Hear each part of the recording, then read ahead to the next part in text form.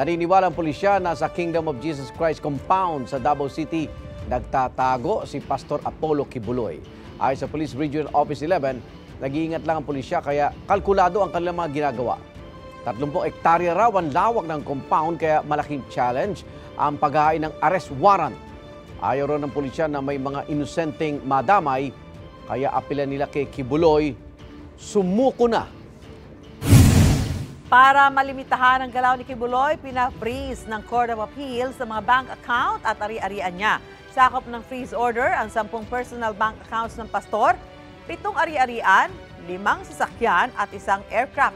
Gayun din ang 47 bank accounts ng KOJC, 16 na real property at 16 na sasakyan. Kasama rin ang mga account at ari-ariang nakapangalan sa Suarezug Media Corporation na nagpapatakbo sa Sunshine Media Network International o SMNI. Pati ng mga account at ari-arian ng Children's Joy Foundation na itinayo ni Kibuloy. Ay sa abogado ni Kibuloy at ng KOJC, hindi muna sila magkokomento hanggat hindi pa nakukuha ang kopya ng freeze order. Sabi naman ng abogado ng SMNI, nire-respeto na lang desisyon ng CA. Pero mag-aayon daw sila ng mosyon sa CA para bawiin ang utos o kaya hihingi ng temporary restraining order mula sa Korte Suprema.